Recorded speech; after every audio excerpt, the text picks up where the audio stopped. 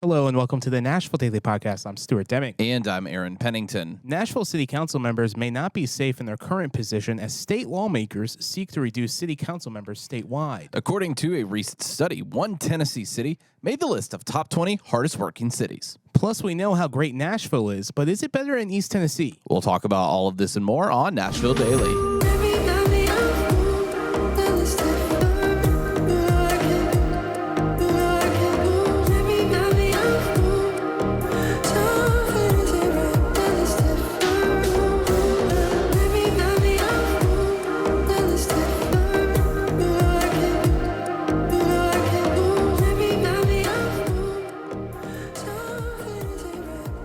Whether you are looking in East Tennessee, which we'll talk about here in a bit, is it better than Nashville out The there? traffic certainly is. Whether you're looking in East Tennessee or Middle Tennessee, or even you daring folks who are looking in West Tennessee for property, there is one person that you need to call, and that is Brad Reynolds of thinkbrad.com, especially if you are thinking Nashville. Think Brad. He's a real estate agent here in town. He sold over $200 million in sales, and he is here to get you the best deal and put you in a home here in Nashville. You can call or text 615-856-3270 or visit Brad on Instagram at Brad_Reynolds_Nashville. Just know, if you're thinking Nashville, Think Brad. think Brad. So there was a lot of controversy. What was this? End of 2022. How many episodes do we start this show with like that? There's been a lot of controversy. It's too much. So too back much, I say. in August of 2022, the RNC, the Republican National Convention, was trying to decide on whether to go to Milwaukee or to Nashville. For not in for 2022. No, but in 2024. Yeah, to host the 2024 RNC. And the first reading of the bills for allowing this to happen, Metro Council said no. And then Metro Council said no again. For security reasons. For security reasons. And there were some state lawmakers that were really upset about that. And they said, hey, something's going to be done about Nashville City Council. And it looks like something may be done here very soon. This is coming from News Channel 5. As Tennessee's law session gets underway, Republican lawmakers have filed a bill that could limit the number of voting members for local city councils. This is interesting. So Nashville, so this was very obvious to me whenever we talked about, do you remember that live venue or that live music venue that Murfreesboro City Council just voted on? Yes. Which Murfreesboro only has, 5 members? Right. So it had to get city council approval. It didn't at first. They had to go back to the drawing board and come back. And there were like 4 votes in the first one, which stunned. Murfreesboro's still a fairly large city, but Nashville has Murfreesboro had like 4 votes in that. Nashville has 40. Now, Murfreesboro, I think, had some abstaining from that vote, but still 4 is not a lot. Nashville has 40 council members. So, I mean, it's probably comparable to other cities. I think we do have a little bit more on average than a lot of other cities comparable to our size. Murfreesboro, I think, let me plug in my HDMI. We're just going to show these things real quick. 1 second, everyone. So I'm going to read this just a little bit. So this bill, according to News Channel 5, dubbed the Small Government Efficiency Act, was filed on Monday by House Majority Leader William Lamberth of Portland, Tennessee, and Senate Finance Chair Bo Watson of, not Dixon, Hickson, Tennessee. To be honest, I don't know where that is. But according to the bill, any local government body with more than 20 voting members would be required to dissolve and reappropriate current districts with the latest census data. In Metro Nashville, the council is made up of 35 district members and 5 at-large members. We used to have 4. Yeah, we used to have 4, and then that turns into 5. Tennessee's next 2 largest cities, Memphis and Knoxville, have below the 20-member limit that this bill could require. Memphis, if you remember our episodes after the census came out and released their data, I believe in 2021, we talked about the census data. We talked about population data in 2022 as well. Memphis as a metro, as a proper city inside of those city limits have more of a population than Nashville, but Nashville seems to have about double the city council members. So Bob Mendez, councilman at large, said we don't need their help in telling us how many people, talking about Tennessee government, how many people should be in the council. Mendez says cutting the size of the council will actually make national government less efficient, making it harder to get work done. That sounds like a good thing. Mendez said getting a hold of your council member for zoning, a pothole, garbage can, sidewalk, anything is just going to be twice as hard thanks to the state. And he says that doesn't make any sense. I will say in the East Nashville Facebook page, the local council member is very, very active in that, the East Nashville council member. So isn't Jeff Syracuse. And, I was about to say that Nashville council members have typically been very good at responding to constituents, making announcements, things like that. So Mendez says, again, I guess he's the only one quoted in this article, which seems kind of interesting. He says, I totally agree that the government works best when it's closer to the people. Right now, we've got one council member for every 20,000 people in Nashville, and now they're proposing to have it be one for every 40,000. That's having a government farther from the people, not closer to the people. The 113th Tennessee General Assembly official convenes on January 10th. So that's already happened. So they've already started meeting last week. Okay, or so earlier this week. We'll see if we get any updates on this here soon. Yeah, we'll be following this bill pretty closely, but I just want to observe this real quick. So I looked up the Murfreesboro City Council. First link I clicked on, it brought me to this. So if we can show this real quick, there's the mayor, the vice mayor, and then there's 5 city council members.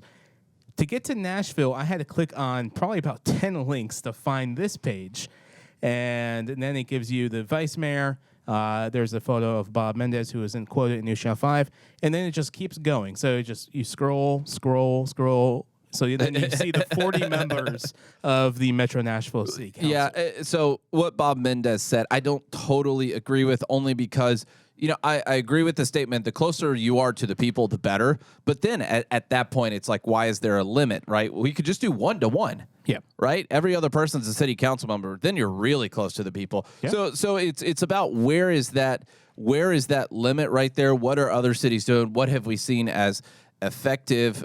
I really haven't done too much of a deep dive into this. My guess in this is from a purely speculative point of view, but I believe that what the state of Tennessee is saying, or what the lawmakers on the Tennessee state is saying, side of things, they're saying that the Nashville City Council members are are weighted very much to one side, and if you can get fewer council members, they're probably hoping that weight is a little more even distributed to what the state wants, which is what I think is happening here. So this is Hickson, Tennessee. It's not okay. We're gonna learn where Hickson, Tennessee is. We got to go to Greg. Why are you not going to Greg? We got to go to Greg. I need to go to Greg. This is Greg. Wikipedia failed you. Yes, it did. Greg is very disappointed right now.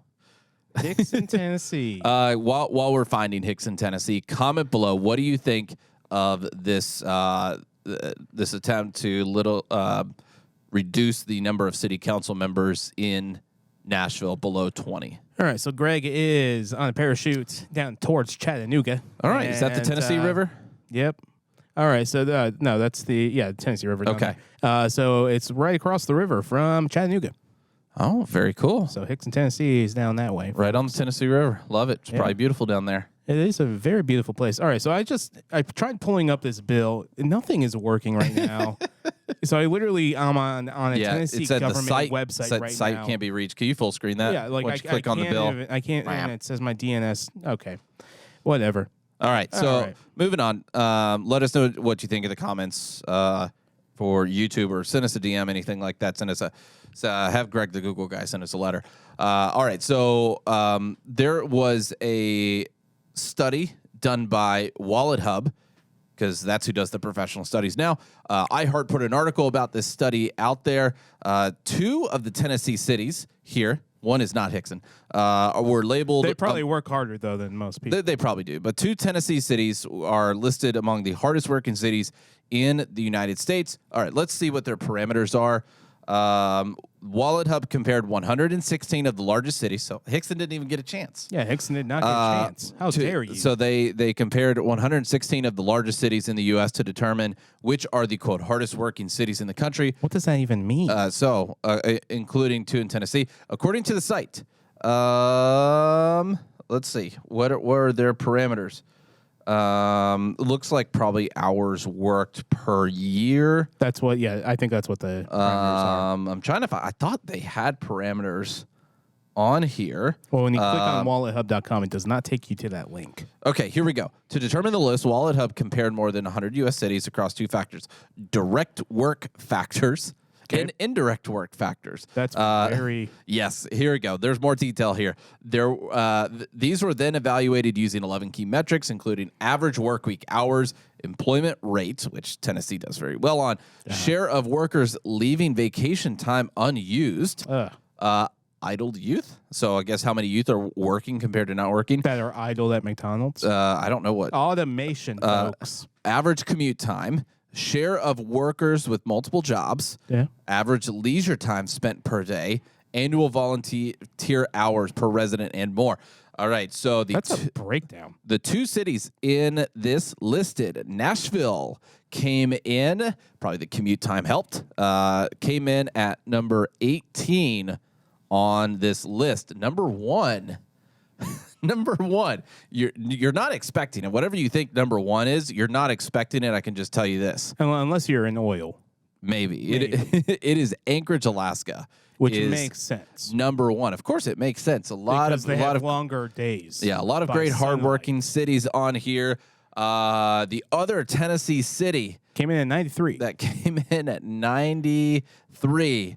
Memphis, Tennessee came in. Was probably the only other Tennessee city that qualified. Maybe Knoxville for this. Knoxville, no, it wouldn't be in the top 116. No, absolutely not. No. So the 2 Tennessee cities that made it in the list, obviously. So those are the 2 cities in Tennessee that were among the hardest working cities in the United States. There you go. Congratulations, Nashville. You made it in the top 20. You made it in the top 20. One of the reasons for you. One of the reasons why Nashvillians make it in the top 20 for this is because Nashville is a heavy coffee city. In the 10 years that I've been here in Nashville, it has developed into a coffee city that I didn't even think was possible. You could probably count on your hands back then how many roasteries there were in Nashville. Like 3. Now you'd have to have a lot of hands in order to count all of those. Multiple hands. And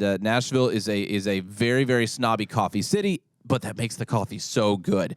One of these amazing roasters here in Nashville is partially a sponsor of this episode, and that is Blessed Day Coffee.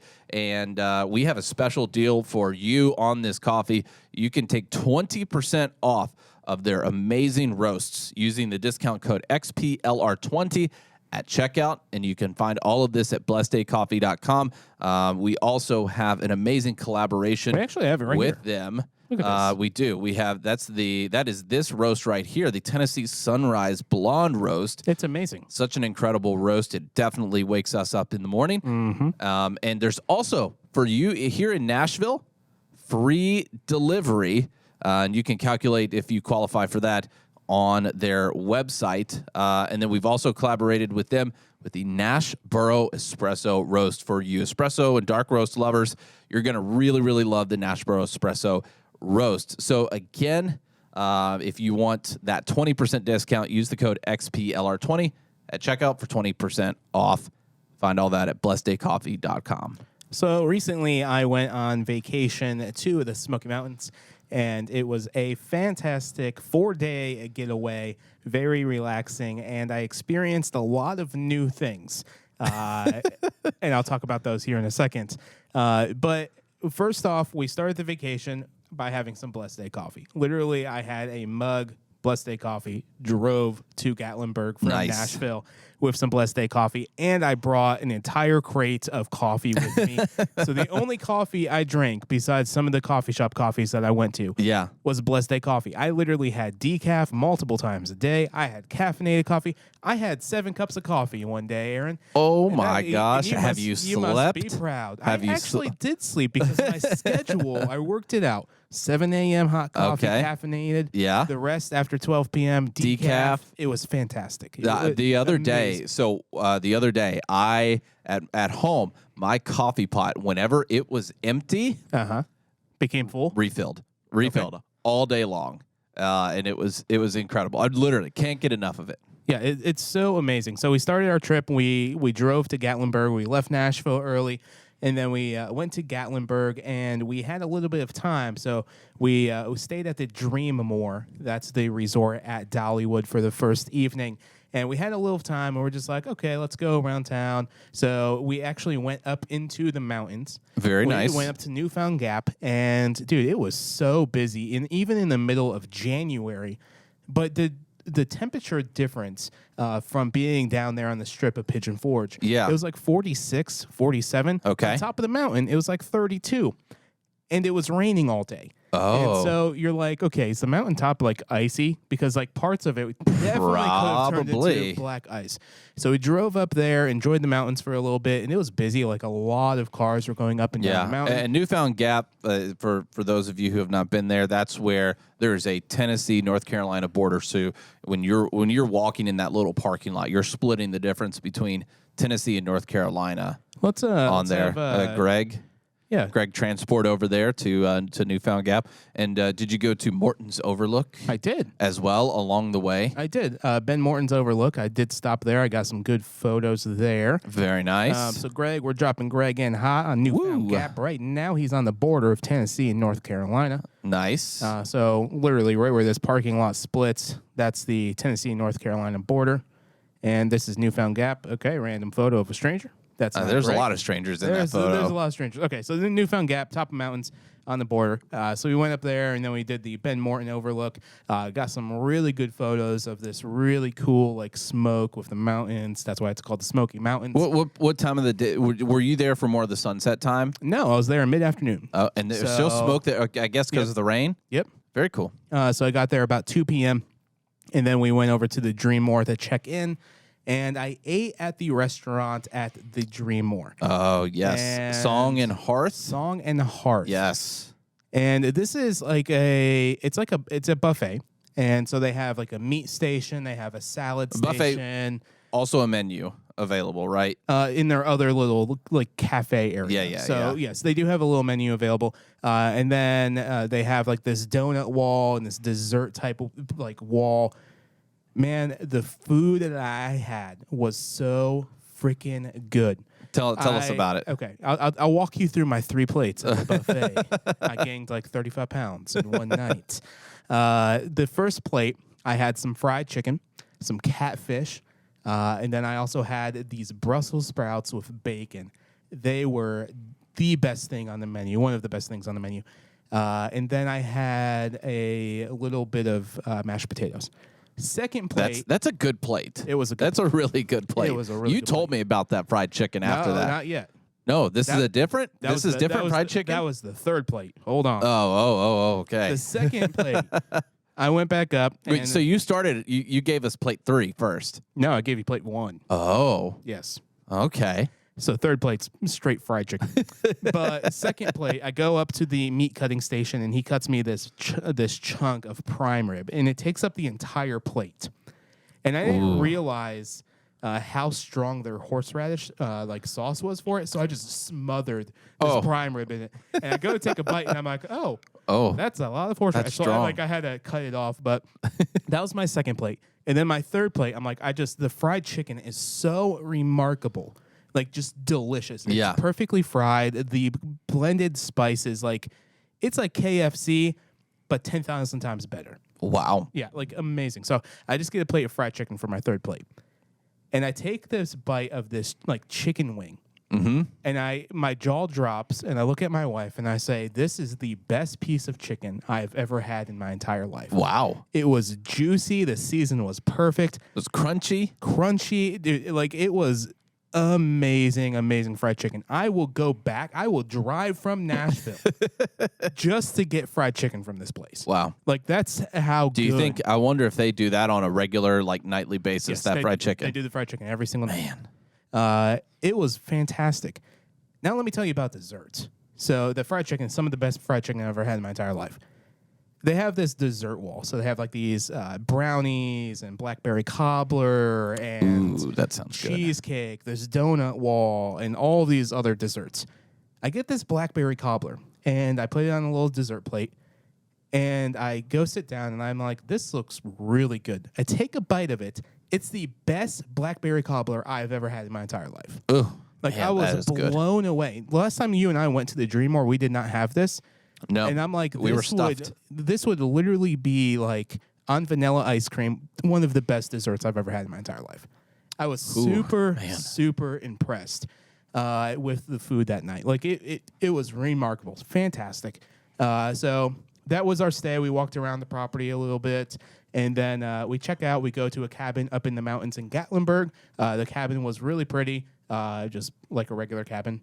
They're wood. Yeah, they're all super nice. Yeah, a hot tub.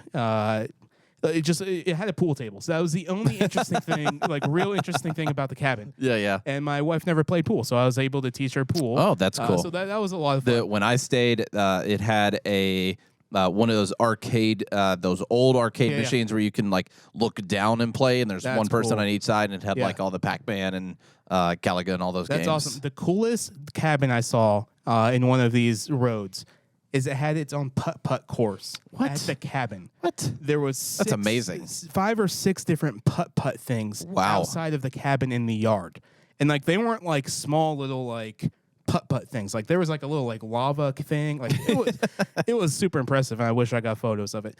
The cabin was great. We ended up staying in the cabin for a few days. Would highly recommend it if you're just looking for a place to unplug. Yes, the Wi-Fi absolutely. is actually relatively good on top of the mountain. I was getting 400 megabytes down per second with a 30 upload. I'm like, this is fantastic. Finally. Yeah, so like a good Wi-Fi in the mountain. You're like, this is amazing. This isn't Aspen, Colorado, which they have really good Wi-Fi in the mountains. But a few other restaurants that we ate at. Basically, I made this chili. We had the chili for 3 days at the cabin because I made so much chili. So that worked out big old really pot well. of chili. So after a couple of days of just staying in the cabin, we went back down to the Dreammore, and I got my first professional massage. That was that was a very interesting experience. I've never had a massage that was over 5 minutes long. This Do you was a feel 75-minute massage? Do you still feel relieved? I feel good. Okay. It was weird. I'm not a big fan of people just like touching me. I went to the chiropractor the day after, and my neck cracked in ways it's never has. So oh, wow. That was a good experience. Yeah. But it was like awkward at points because I'm like, what do I do with my hands? Like, do I put my hands to the side? Do I put my hands over the table? Like, They should have just like locked your hands and I don't know. yeah. But it was good. My wife asked me, she's like, what would you rather? And then she's like, I know the answer. Would you rather a plate of the fried chicken or another massage? And I said, I want a plate of the fried chicken. Yeah. Let's be honest. That like that fried chicken was so delicious. And it's a lot cheaper than a 75-minute massage. Yes. By a couple $100. Yes. And you can use your hands. You don't have to. Yeah, I could use my hands. Yeah. And I don't have to ask where to put my hands. So afterwards, I went to a local restaurant called Aubrey's. And they have 14 locations in East Tennessee. They started in Knoxville. They have a few other like concepts underneath. What type of food? How would you describe it's a farm to table fresh restaurant. Like everything's locally sourced. Fantastic. So I had the steak and apple salad with steak and apple with blue cheese as my dressing. This salad was so good. Like, it was probably 8 ounces of a steak or 5 ounces of steak. Oh, wow. And it came out perfectly medium. Just fantastic. The salad, the blue cheese, the apple combination was amazing. So really, really good. We had coffee at the coffee shop at the Island. Which was the Margaritaville one? yeah. Yeah. I had a white mocha hazelnut coffee. That was delicious. Nice. But I also had Blessed Coffee a lot. Like I had a lot of coffee. So on the day that we were leaving the Smoky Mountains, we said goodbye to Pigeon Forge, and we're like, we're going to Townsend, Tennessee. Oh, nice. Drove through Wares Valley, which is absolutely amazing. There's this Baptist church there with these huge mountains.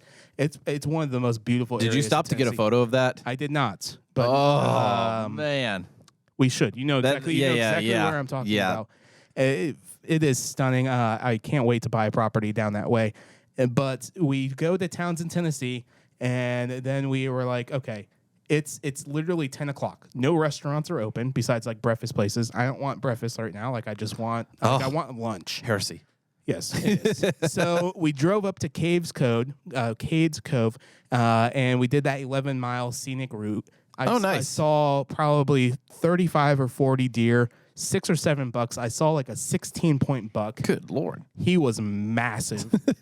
He looked delicious. I wish I could hunt on that property. You cannot. But Cades Cove is amazing. What's really interesting about Townsend, so I have this new sticker here on my laptop. You can't see it. It's like right here. Oh, yeah. Super small. It says the peaceful side. That's their whole advertising thing for Townsend. So that's a good ad. That's nice. It is until it becomes unpeaceful side. Right. Because you get so much attention from that that it's not the peaceful side anymore. Yeah. I get that. So Gatlinburg, because that's what all those other places used to be. Gatlinburg is, even in January, they shut down the road going from the park from Gatlinburg to Pigeon Forge.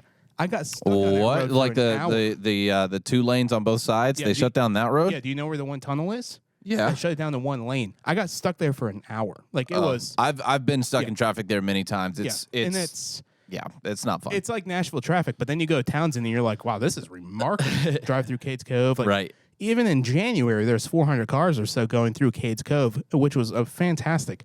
We drive back down. It's kind of like that's like our Natchez Trace. Yes, exactly. Yeah. Yep, exactly.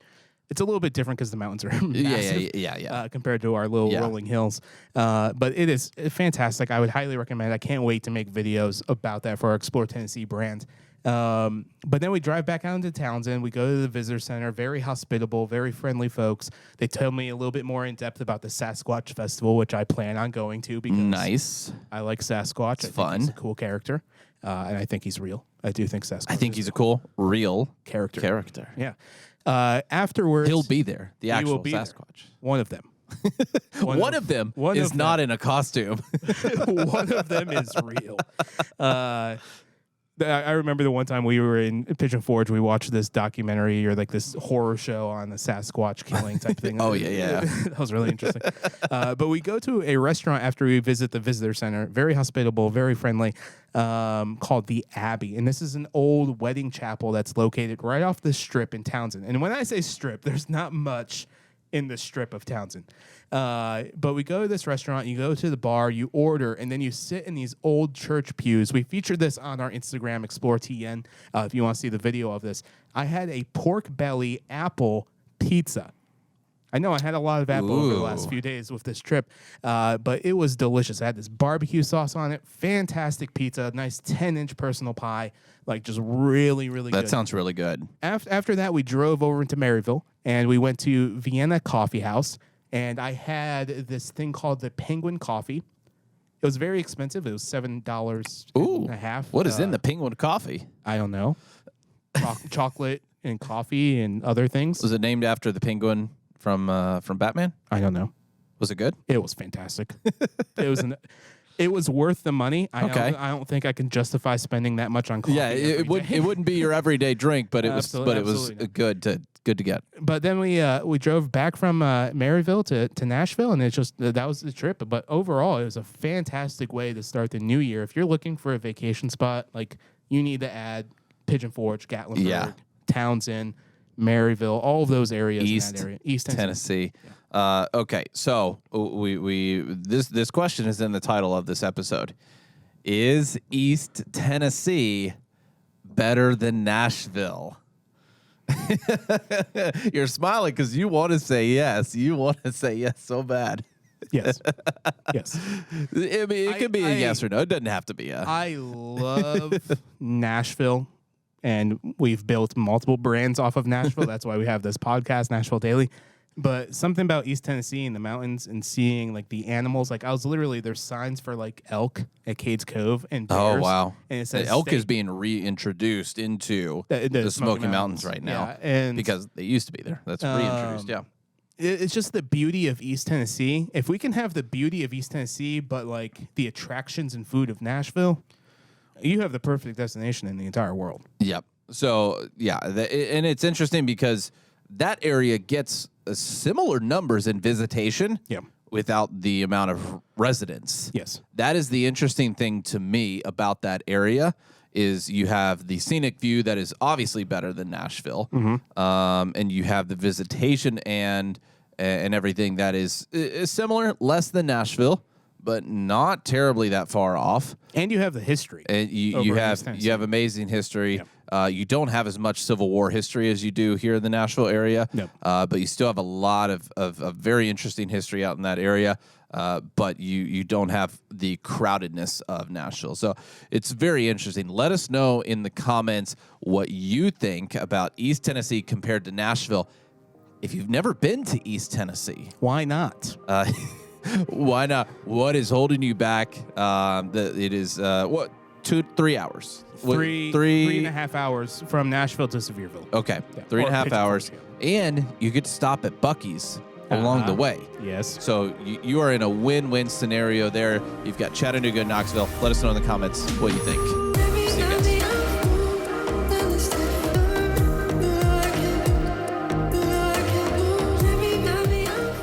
Thank you for listening to the Nashville Daily Podcast. If you want to learn more, head to NashvilleDailyPodcast.com. You can also follow us on social media at explore.nash on Instagram, Nashville Daily Podcast on YouTube, and explore.nash on YouTube as well. The Nashville Daily Podcast is an Explore LLC production, copyright 2023.